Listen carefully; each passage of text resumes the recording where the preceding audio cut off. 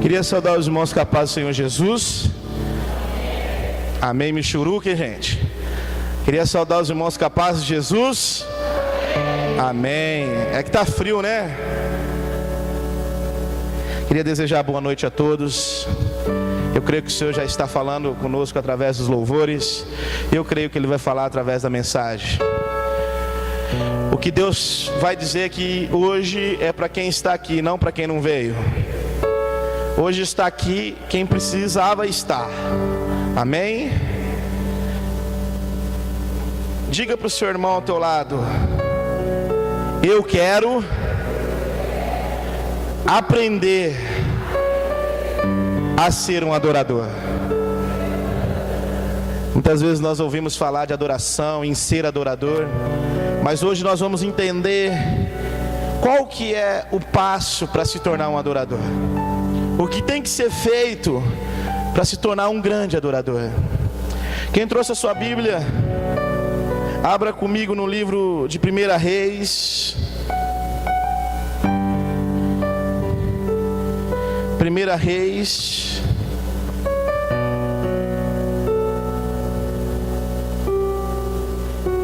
capítulo 18. 1 Reis, capítulo 18. Aleluia, Jesus. Verso 41. Amém, Senhor. 1 Reis, capítulo 18, o verso 41. A palavra do Senhor diz assim: então disse Elias a Acabe: sobe, come e bebe, porque há ruído de abundante chuva. Acabe, pois, subiu para comer e beber. Mas Elias subiu ao cume do Carmelo e, inclinando-se por terra, meteu o rosto entre os joelhos e disse ao seu moço: sobe agora e olha para a banda do mar. E ele subiu e olhou e disse: não há nada. Então disse Elias: volta lá 7 vezes. Sucedeu que a 7ª vez disse: eis que se levanta do mar uma nuvem do tamanho da mão de um homem. Então disse Elias: sobe e dize a Acabe: aparelha o teu carro e desce, para que a chuva não te impeça. E sucedeu que em pouco tempo o céu se enegreceu de nuvens e vento, e caiu uma grande chuva. Amém? Amém. Irmãos, o texto que nós lemos aqui, um texto muito conhecido, muito pregado, mas esse texto nós vamos ministrar hoje de forma diferente. Nós vamos entender o porquê disso. Lá no livro de Êxodo, quando Deus tira Israel do Egito e leva para uma caminhada para o deserto, com o tempo Deus viu a necessidade de que o povo tinha que cultuar a Deus. Deus viu a necessidade em cada um, a necessidade de cada um se tornar e ser um adorador, de cada um daqueles que estavam naquela caminhada com Deus, de cultuar, de oferecer culto, de oferecer adoração a Deus. Então Deus diz para Moisés: Moisés, construa um tabernáculo, uma igreja, e nessa igreja você faz um altar, e nesse altar você faz que toda a congregação de Israel, que todo Israel cultue, venha para o culto e oferte e me adore, porque é necessário, porque essa adoração vai ser a minha comunhão com a igreja, vai ser o momento entre eu e a igreja. E Moisés fez, e ali foi constituída a igreja no deserto. Foi constituída a primeira igreja. Passam-se muitos anos.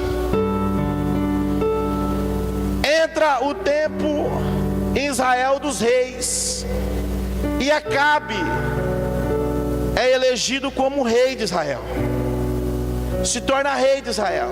Mas quando Acabe ele assume o reinado, ele pega Israel no momento mais difícil, quando Israel estava vivendo uma grande seca, quando em Israel não chovia já há muito tempo. Há muito tempo já não havia chuva em Israel. Então ele se torna rei de Israel, de um povo que tem a essência da adoração para Deus, de um povo que tem a essência de cultuar a Deus. Ele se torna rei. Só que Acabe ele comete o mesmo erro que muitas vezes nós mesmos cometemos. No momento de deserto na nossa vida, no momento de seca, no momento em que no nosso terreno não chove, no momento de crise, nós corremos para fazer aliança. E muitas vezes fazemos aliança com pessoas, ou com lugares, ou com situações que não são certas. A nossa maior aliança, a nossa verdadeira aliança, independente se está chovendo ou não está chovendo, se é crise ou se não é crise, a nossa maior aliança é adorar a Deus, independente de qualquer situação na nossa vida. Só que Acabe ele olha e fala assim: está difícil. Ele busca uma aliança, ele busca algo que não é Deus. Então ele vai para a Fenícia,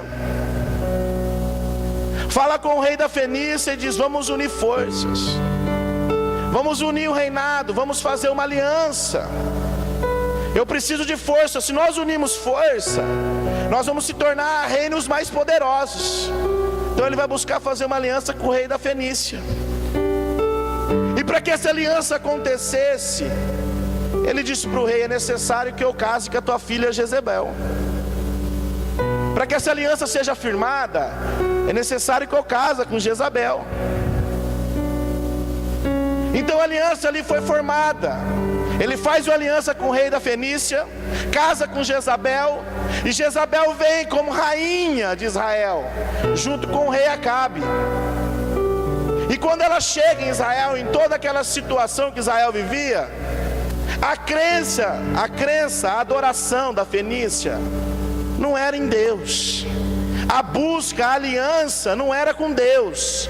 Eles adoravam o Deus Baal. Eles adoravam o próprio Baal. E Baal, ele é um Deus consagrado na Fenícia e na história como o Deus da chuva.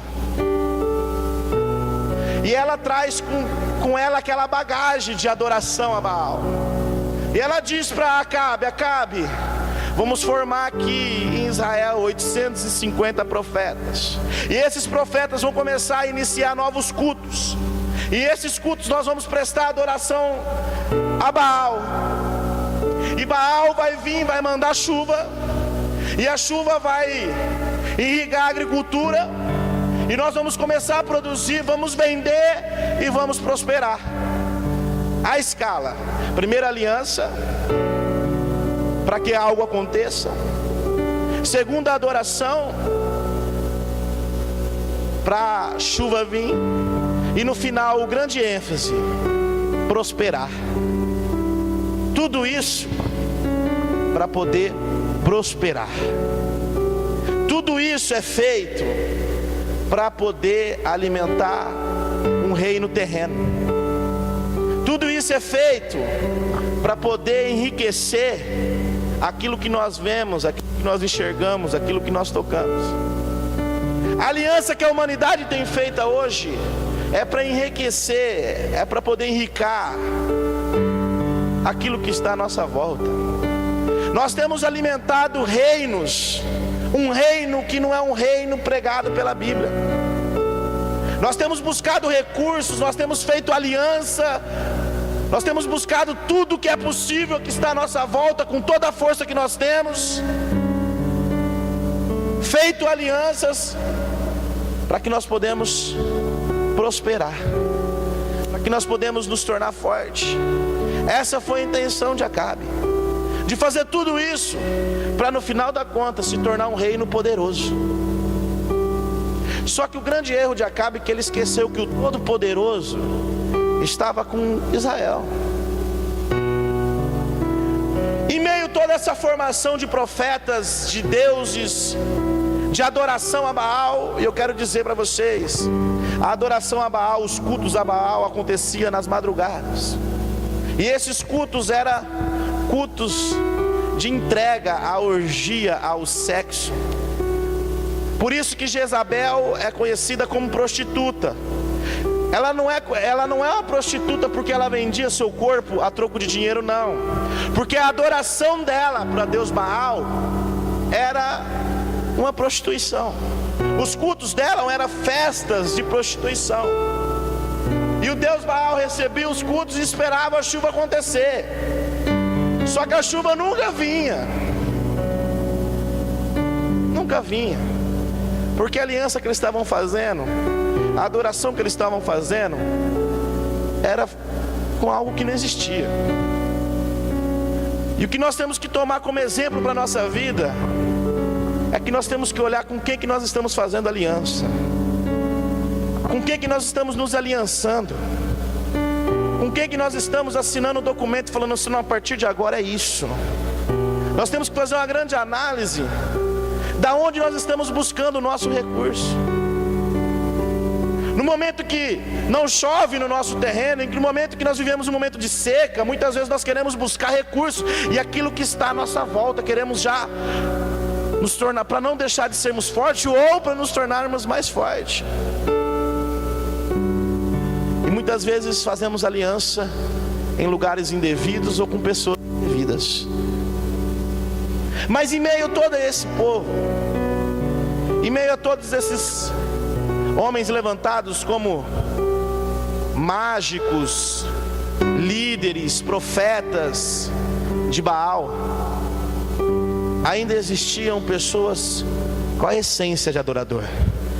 Ainda existiam pessoas ali que estavam alicerçados com Deus, que estavam aliançados com Deus. Um dia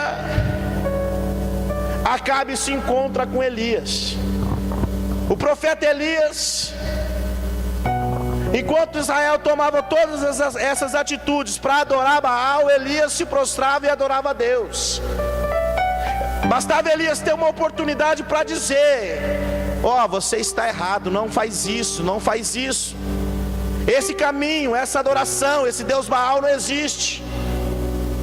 Elias era homem de Deus que confundia Israel, mas a necessidade era tão grande para que chovesse, a necessidade era tão grande para que a chuva caísse, que eles, no primeiro que aparecia, eles adoravam. Então, aos olhos do governo de Israel naquele tempo, Acabe e Jezabel, Elias vira um perturbador de Israel. Ele era um vento contrário. Enquanto o mundo estava à direita, Elias estava à esquerda. Elias andava na contramão daquele governo maldito. Um dia Acabe encontra com Elias. Acabe fala para ele assim: Elias, você é o perturbador de Israel. Elias diz para ele: eu não, o perturbador é você, camarada. É você que pegou aquilo que era de Deus, tirou e colocou o que não era de Deus. Muitas vezes nós estamos tirando o que é de Deus de dentro da nossa casa e colocando coisas que não são de Deus. Muitas vezes nós estamos tirando coisas dos nossos relacionamentos que são de Deus e estamos colocando coisas que não são de Deus. Acabe, ele tira aquilo que era de Deus e coloca aquilo que não era. Acabe rompe a aliança com Deus, ele quebra a aliança com Deus. Ele tira o que era mais importante, o que Deus construiu lá no deserto, que o povo cultuasse a Deus. Ele arranca de Israel o culto. Ele arranca do meio da igreja a adoração. Então Elias fala para ele: perturbador é você, que tem feito o que não agrada a Deus. Então Elias diz para Acabe: já que o teu Baal, o teu Deus é tão bom, vamos fazer um desafio. Chama todos os teus profetas, 850, e leva para o monte, e vocês vão invocar o Deus Baal, para que ele se manifeste. E depois eu sozinho, vou invocar o Deus vivo. Chamaram todos os profetas, todos os magos, todos os feiticeiros, e foram os 850 para o monte. Elias foi sozinho. Elias, quando ele olha para a guerra, eu creio que ele deve ter olhado assim e ter pensado: nossa, eu sozinho contra 850. Muitas vezes na nossa vida a gente olha, parece que nós somos sozinhos contra uma eternidade de pessoas lutando contra nós. Muitas vezes na nossa vida parece que nós estamos sozinhos. Parece que a guerra nós guerreamos sozinhos. Parece que muitas vezes na nossa vida que os nossos inimigos começam a se multiplicar, e parece que nós estamos sozinhos na guerra. Foi assim que Elias se sentiu. Os 850 profetas de Baal ali posto, e Elias sozinho. Mas a grande diferença é que a aliança de Elias era com algo que era vivo, e a aliança daqueles 850 homens era com algo que era morto. Não importa se nós estamos sozinhos, importa com quem nós estamos aliançados, importa com quem que nós estamos firmados. Então os profetas começam a conduzir os cultos. 400 começam a conduzir os cultos de manhã, as ofertas, oferecer os holocaustos. Dá meio-dia, nada acontece, o Deus Baal não se manifesta. Então 400 se afastam e vem os 850, e eles começam a fazer novos cultos para que Deus Baal se manifestasse. E o Deus Baal não se manifesta. Elias até diz: chama com mais força, ou grita mais alto. Isso está escrito na Bíblia, porque às vezes Baal está dormindo, tirou até uma onda. Grita, fala alto, chama, vamos ver se ele se manifesta. Os caras lutaram o dia inteiro, cultuaram o dia inteiro, e o Deus Baal não se manifestou. O Deus Baal não desceu nada, não fez nada. Então Elias fala assim: agora é a minha vez. Aí ele chama toda a congregação de Israel, todo o povo. Aí ele prega com uma grande adoração. Para que Deus se manifeste, tem que ser feito dessa forma. Então ele inicia. Eu vou ler para os irmãos entender.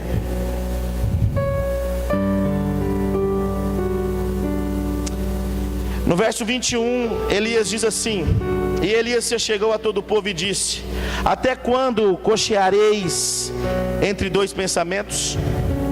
Se o Senhor é Deus, segue-o, mas se Baal é Deus, segue-o. Porém, ninguém lhe respondeu nada.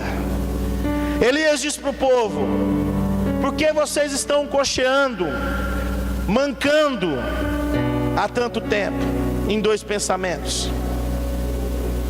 Já havia muito tempo que Israel, sabe que mancar é assim: uma hora você está embaixo, outra hora você está em cima, outra hora você está embaixo, outra você está em cima. Israel vivia isso já há muito tempo. Uma hora estava embaixo, outra hora estava em cima, outra hora estava embaixo, outra hora em cima. Elias fala: por que manca? Por que está cocheando? Porque uma hora você está embaixo e outra hora está em cima. Porque uma hora adora um Deus e outra adora outro. Porque essa falta de estabilidade, porque essa falta de firmeza, o que falta? E a palavra de Deus diz que ninguém responderam nada. O que nós temos que aprender com essa palavra é que nós temos que parar de ser crentes inconcisos. Uma hora crente, outra hora não. Fico firme 3 meses na igreja, 6 meses, Mas daqui a pouco eu enjoo, porque eu enjoei da palavra do pastor, ou do ministério, ou da igreja. Aí eu deixo. Fico firme um mês, mas as coisas não aconteceram como eu queria, então eu deixo de ir na igreja. Nós fazemos igual Israel, cocheamos também. Uma hora estamos em cima com Deus e outra hora estamos embaixo. E isso só gera preço a ser pago. Se torna uma terra seca que não dá fruto. A tua família se torna uma terra seca que não dá fruto. Teus filhos, a tua casa, a tua vida financeira. Sabe por quê? Porque não tem estabilidade. Não tem como Deus abençoar. Uma hora eu sou crente fervoroso, outra hora eu não sou. Sabe? Nada lá fora tem que nos corromper. Nós temos que estar aliançados com aquilo que é de Deus. Será que Deus é tão pouco que Ele não nos satisfaz o suficiente? Será que nós precisamos de algo que tem lá fora? Será que nós precisamos de algo que o mundo vende, que o mundo oferece? Será que Deus é insuficiente para nós? Para essa oscilação da igreja, para essa oscilação do cristão? Isso só gera preço a cada um de nós. Só gera preço para mim e para você. A nossa casa vira uma casa de terra seca. Começamos a ser famílias estéreis, sem produzir. E vivemos pagando preços por causa desse balanço, dessa falta de firmeza, dessa falta de estabilidade. Quando o profeta Abacuque ele ora a Deus, pode me faltar tudo, pode o gado ser arrebatado. Nós lemos esse texto na célula sexta-feira. Pode me faltar tudo, mas mesmo assim eu adorarei a Deus. Bastava faltar algo para Israel. Israel se prostrava perante deuses que não existiam. Então Isaías, ele chama a atenção de Israel, e Israel não consegue nem responder a pergunta dele. No verso 30 está escrito assim: então Elias disse a todo o povo: chegai vós a mim. E todo o povo se chegou a ele. E Elias reparou o altar do Senhor que havia sido derrubado. Esse altar hoje somos nós. Primeira coisa, para que nós podemos oferecer uma grande adoração a Deus, nós temos que arrumar o altar. O que mais tem é crente de altar quebrado.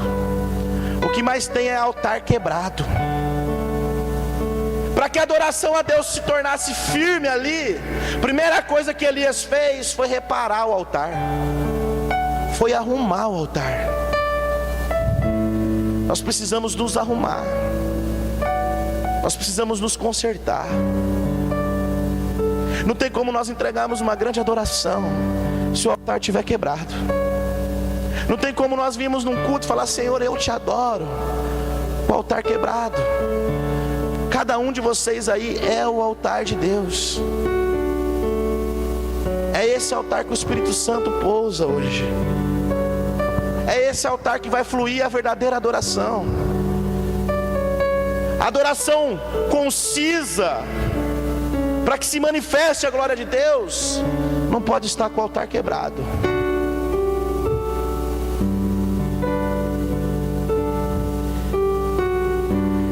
No verso 31 está escrito assim: tomou as 12 pedras conforme o número das tribos dos filhos de Jacó, o qual viera a palavra do Senhor dizendo: Israel será o teu nome. E com as pedras edificou o altar em nome do Senhor. Primeira coisa, nós somos o altar. Primeiro passo, nós arrumamos o altar. Se o altar está sujo, se está impuro, nós somos o altar, nós temos que limpar as impurezas. Nós temos que tirar a sujeira. Depois que nós limparmos o altar estiver limpo, depois que nós arrumarmos o altar deixar de ser quebrado, aí nós vamos edificar o altar. Aí vem o processo na vida do cristão da edificação. Aí Elias edifica o altar sobre as pedras, sobre algo que é firme. Porque se ele edifica o altar na areia, no barro, pode vir um grande vento, uma grande tempestade, pode derrubar o altar. Pode alguém passar, esvalar no altar e o altar cair. Quando ele edifica, a Bíblia diz que ele edifica o altar no nome do Senhor. A nossa edificação é a nossa aliança. Nós temos que nos edificar com Deus. E a nossa firmeza tem que estar na rocha. Por isso que a Bíblia diz: edificai a tua casa sobre a rocha e não sobre a areia, para que quando venha um vento não derruba, para que quando venha a tempestade não derruba. Primeiro passo, arrumar a vida. Segundo, se firmar naquilo que é verdadeiro, se firmar naquilo que é alicerce, naquilo que pode vir tempestade, pode vir furacão, pode vir o que for, meu irmão. O altar está edificado no nome de Jesus, não te abala. Altar edificado não quer dizer que você está livre de viver os problemas. Altar edificado não quer dizer que você está livre de viver as tempestades. Mas altar edificado no nome do Senhor é altar para viver coisa sobrenatural. É altar para viver a manifestação da glória de Deus. É altar para viver grandes coisas com Deus. Primeiro passo, arruma o altar, limpa o altar. Segundo passo, edifica o altar em algo firme. O altar somos nós. Aí tem o terceiro passo.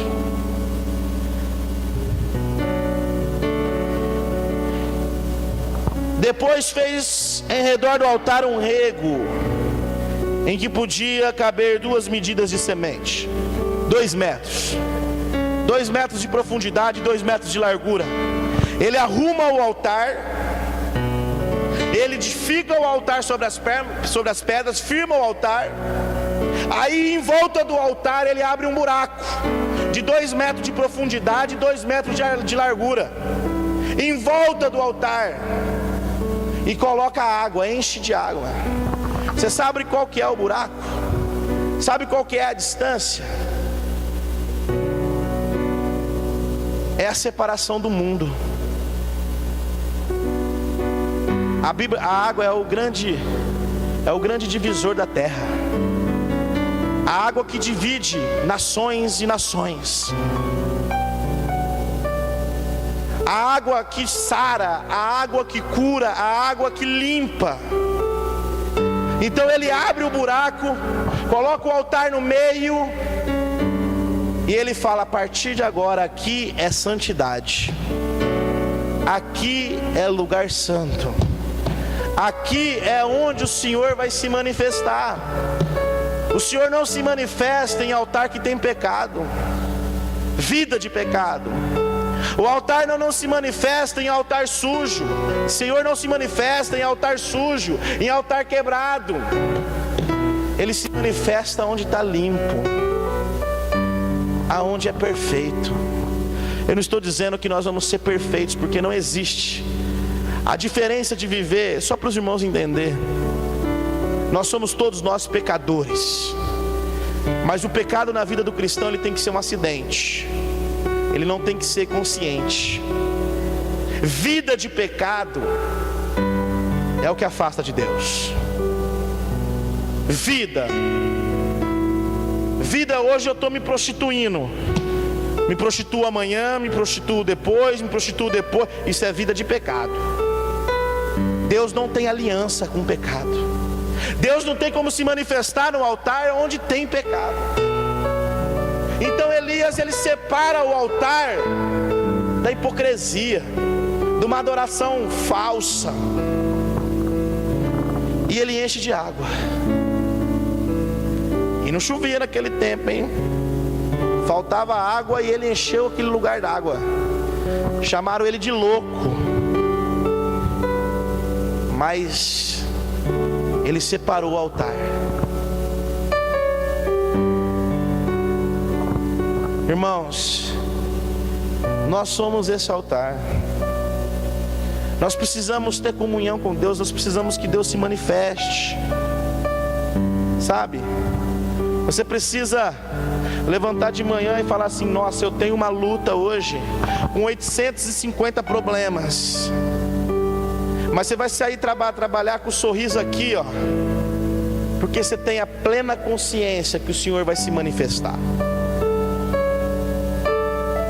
Você sabe por que você tem a plena consciência e toda a certeza de fé? Porque você sabe que você é um altar separado. Quando Ele separa o altar, Ele mostra para todo mundo ver que esse altar ele está aqui na terra, mas ele não é da terra. Que esse altar, essa adoração é aqui neste lugar, mas ele não pertence a este lugar. Ele se separa. A grande verdade é que Deus vai se manifestar em meio a tuas lutas é a certeza do altar que você é. Hoje esse culto é para que nós podemos refletir e falar: que altar que nós somos? Que adoração eu ofereço a Deus para que Ele se manifeste aqui? Será que as minhas alianças têm sido com deuses que não existem? Será que as minhas alianças têm sido com pessoas vivendo hipocrisia? Será que a minha aliança tem sido na minha própria força, naquilo que eu consigo fazer? Para que nós podemos refletir que tipo de altar nós somos, que adoração nós estamos prestando. Muitas vezes eu já ouvi muito isso: eu fui na igreja, mas eu não senti o Senhor se manifestar. Eu não senti o Senhor tocar naquela igreja. Eu não senti Deus ser tocado. Eu não fui tocado. O problema não é quem canta, o problema não é quem prega. O problema é o altar que você é. De que forma que você tem sido?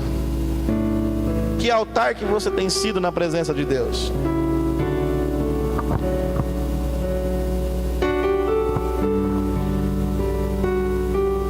Então armou a lenha e dividiu o novilho em pedaços e pôs sobre a lenha.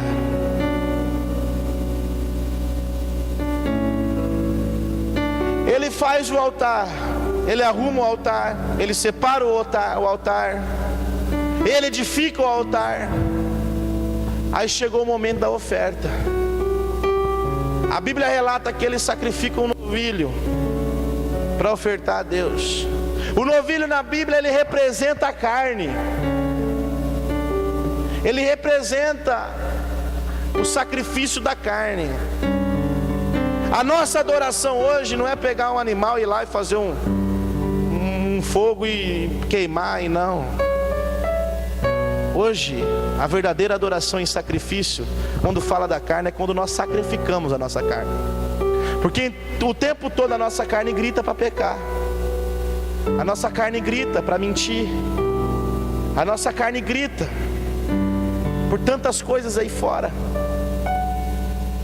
E nós precisamos sacrificar a carne. Primeiro, a grande oferta ali foi que ele colocou o novilho no altar, para poder acender a lenha e queimar a carne, o novilho. Nós temos que matar a carne.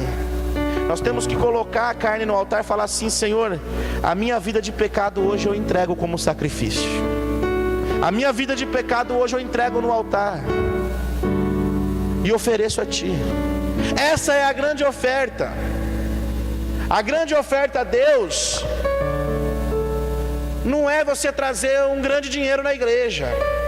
A igreja precisa, para se manter, precisa do teu dízimo, da tua oferta. Mas nada isso vale se não tiver obediência. Nada isso adianta você ofertar ali, você trazer ali. Não vai adiantar de nada. E se você vem trazer uma oferta, um dízimo, querendo que Deus te dá a mais, que Ele te abençoe, para com isso. Melhor você não fazer não. Faça não, está pecando aí. melhor não dar. A verdadeira oferta é aquilo que nós somos, aquilo que nós entregamos. A maior oferta a Deus é quando pegamos nossa vida e renunciamos a ela. Vida de pecado eu ofereço a Deus hoje e entrego no altar, e ofereço ela em holocausto. Eu renuncio. Eu quero renunciar aos vícios, eu quero renunciar à vida de prostituição, eu quero renunciar à vida de mentira, eu quero renunciar aquilo que me afasta de Deus. O que afastou Israel de Deus? Buscando coisas que não são de Deus, pecando contra Deus, fazendo cultos de adoração em orgia. Isso afastou Israel. Então ele pega e oferece o novilho, e simboliza para toda a igreja hoje, para a história do Evangelho, que a maior oferta hoje é ofertar a nossa carne, ofertar, renunciar aos pecados.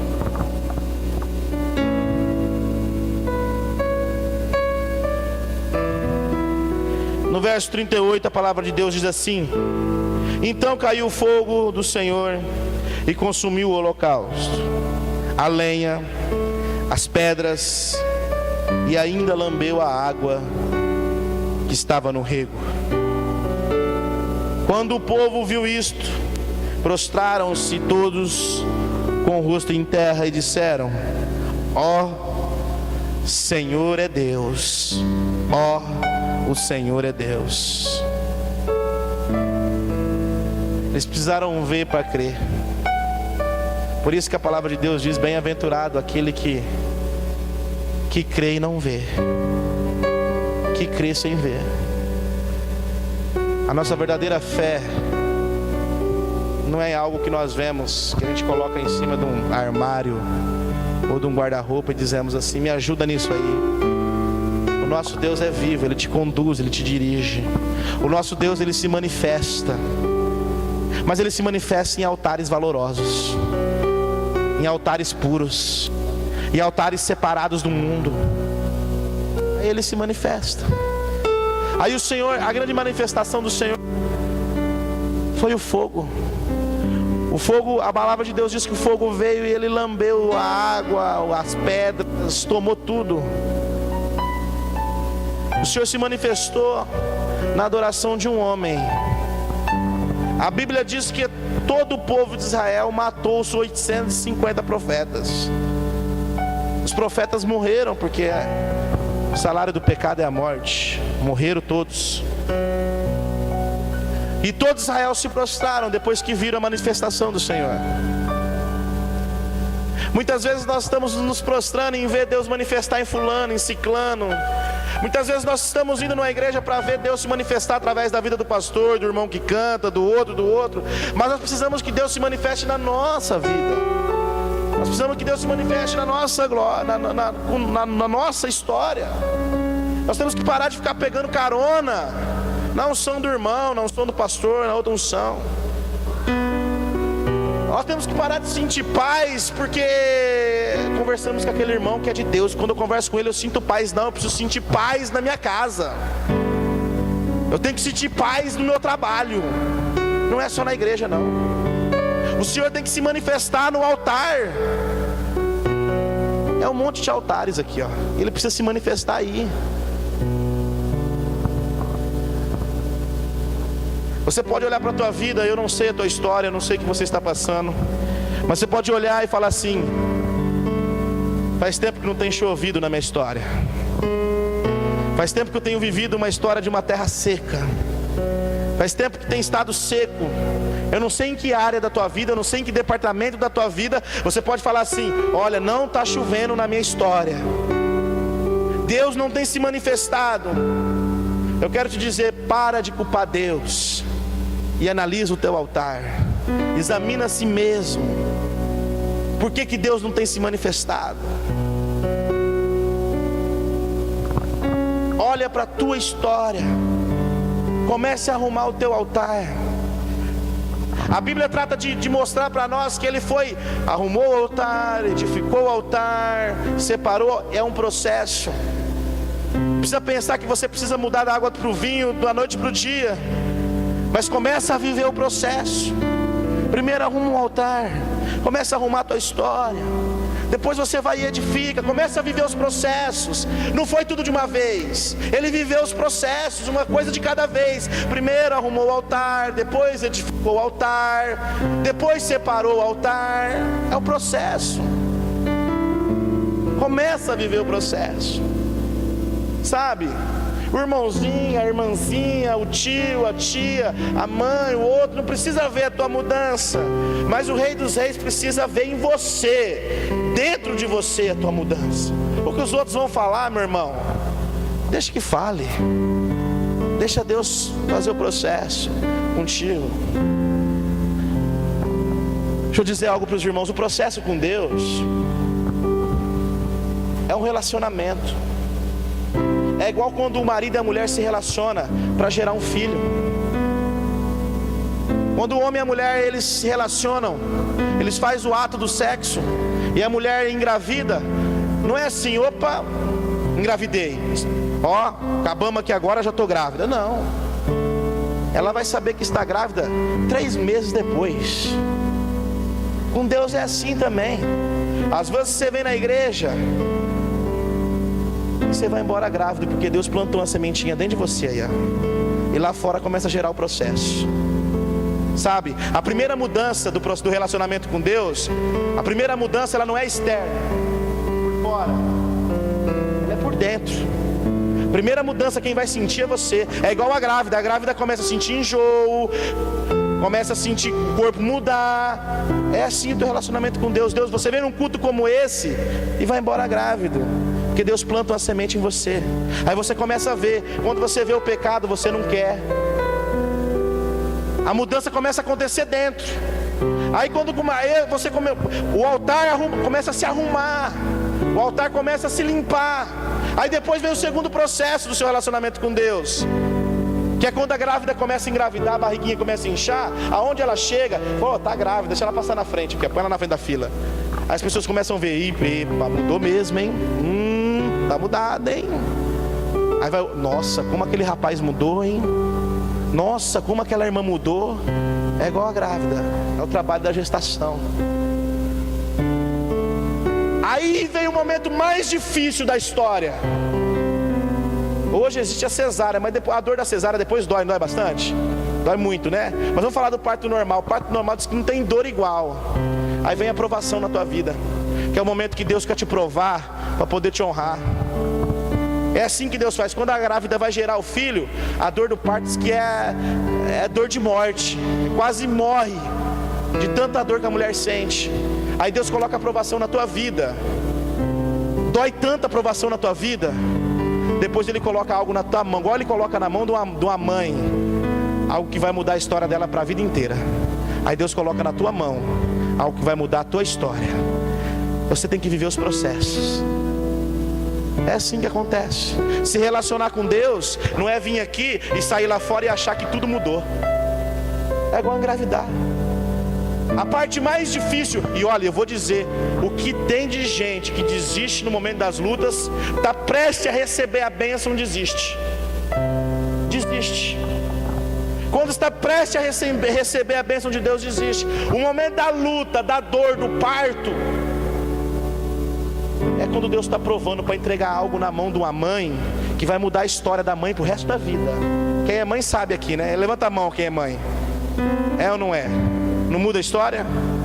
E Deus vai entregar na nossa vida. Às vezes dói, é dolorido. Às vezes a comunhão com Deus machuca. Às vezes viver essa história, essa fidelidade com Deus, às vezes aperta de um tanto, parece dor de parto. Só que Deus está te preparando para colocar nas tuas mãos algo que nunca mais vai ser igual à tua vida.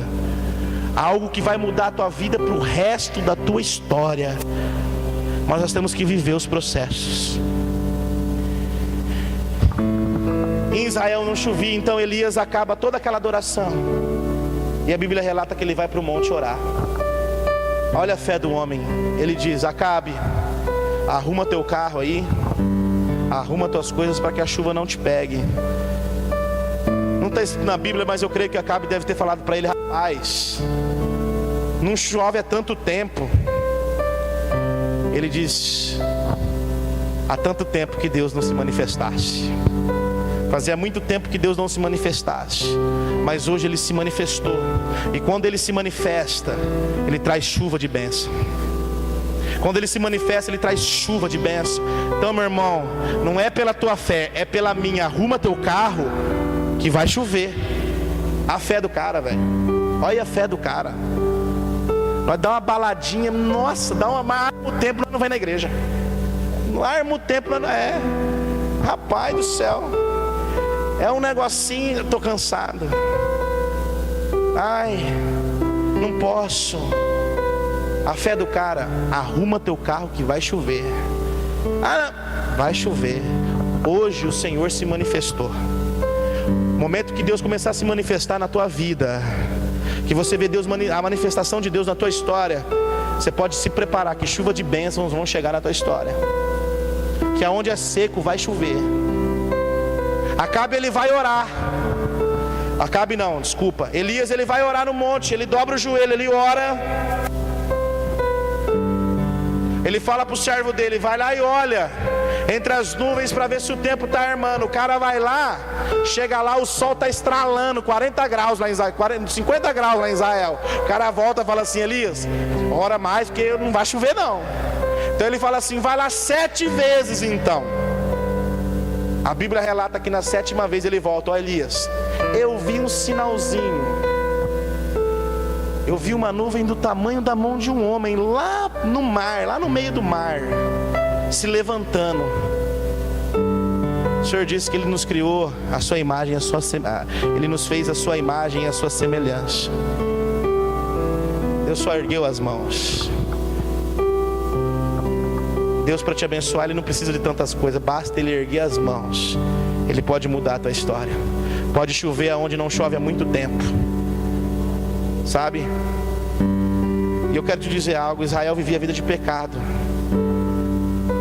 Quando eles fizeram a adoração, Israel se prostra. Deus é apaixonado por crente que se prostra no altar. Deus é apaixonado por coração aquebrantado no altar. Quando Deus viu que toda a congregação de Israel, os caras tinham feito orgia, se prostituído, usado cocaína, maconha, droga, ido até para o inferno e voltado.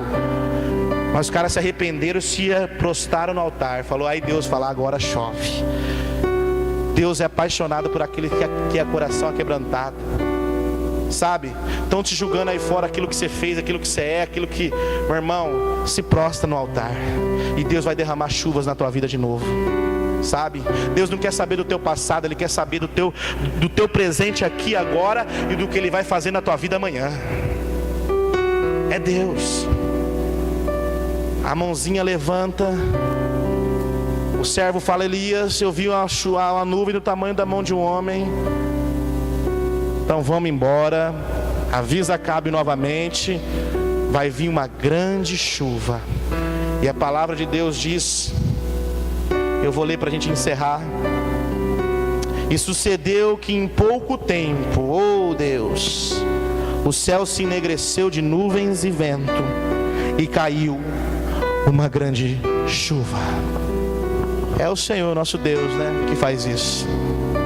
Sabe, para Ele fazer chover é dar um segundo, Ele derrama chuva na tua história. Vamos ficar em pé. Quero chamar o ministério de louvor aqui. Quero pedir para apagar as luzes. Eu não gosto de fazer apelo, chamar aqui na frente, mas eu quero falar para você no teu coração.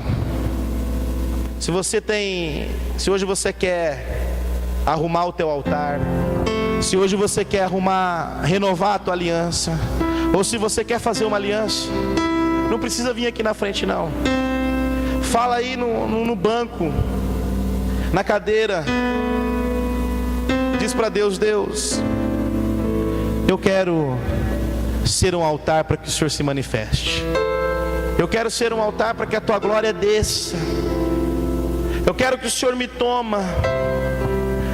Fala para Deus, Senhor, eu quero viver algo contigo ainda que eu não vivi na minha vida inteira.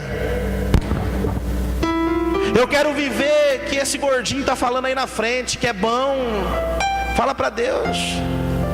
Eu quero viver, eu quero ser. Eu estou cansado.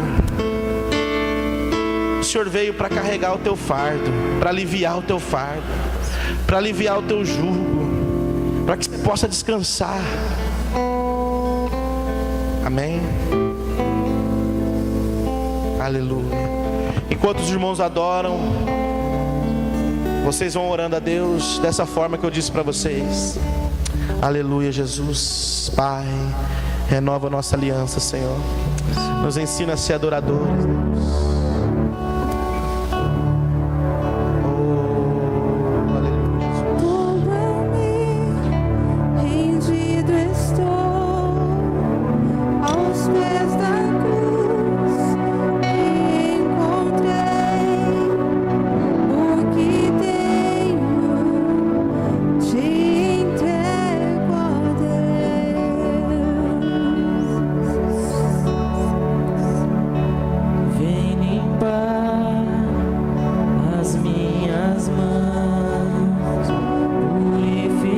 Nos limpa, Pai, nos purifica, Senhor.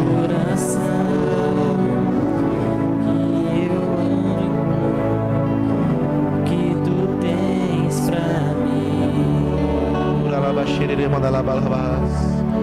Ei, Deus, nos faz um altar verdadeiro. Eis-me aqui, rendido estou.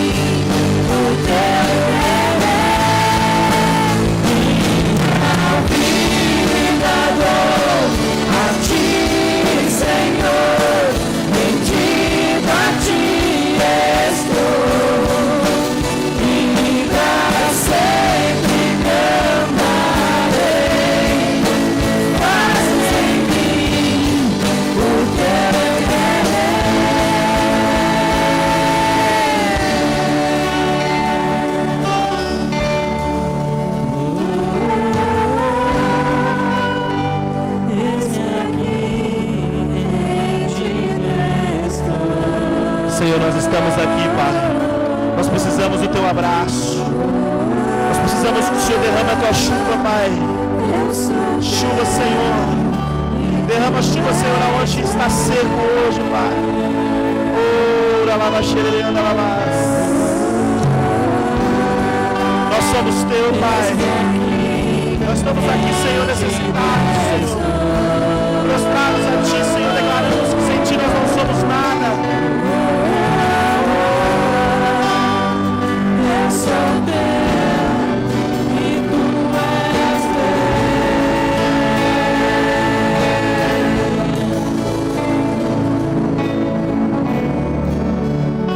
teu. Estende as tuas mãos, levante as tuas mãos para o alto. Senhor Jesus, eu venho te pedir, Pai, que guarda cada vida que aqui está, Senhor. Que essa semana, Deus, que o Senhor, Pai, complete eles, Deus. Que o Senhor cobre cada um, Senhor, com a tua bênção. Que o Senhor blinda, Senhor, cada um com a tua glória, com a tua unção, com o poder. Que o Senhor leva eles, que o Senhor dirige eles nas decisões, Pai, que eles vão tomar, Senhor. A tua igreja é sua, Senhor. O teu povo é teu, são teus filhos. Nós precisamos de Ti, Pai. Senhor, eu peço que o Senhor se manifeste, Pai, na nossa casa, na nossa família, na nossa história. Nós somos teus, Senhor. Eu entrego esse culto, Pai, em Tuas mãos. Meu Pai, eu Te agradeço pela Tua palavra, por aquilo que o Senhor falou em meu coração, que o Senhor falou com a Tua igreja.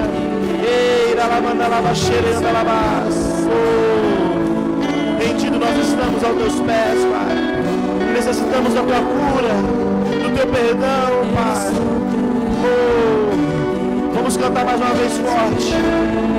Aleluia, aleluia, aleluia.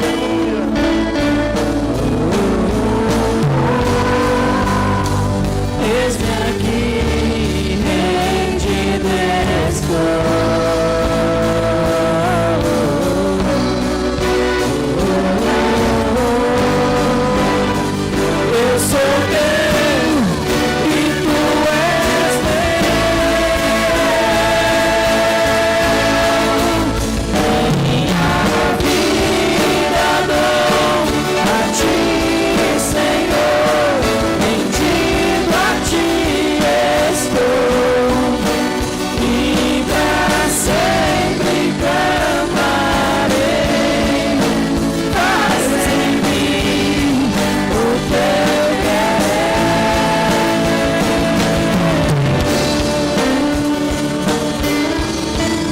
Glória a Deus. As palmas para o Senhor Jesus. Amém.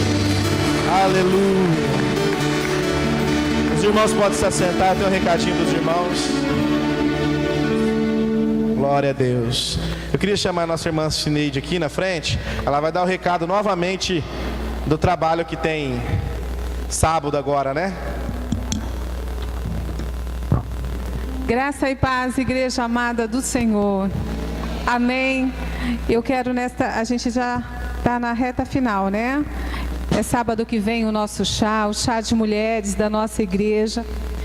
E eu quero convocar todas as mulheres de Deus, mulheres guerreiras, mulheres que se colocam diante de Deus, para estar durante esta semana. Tira um tempinho para você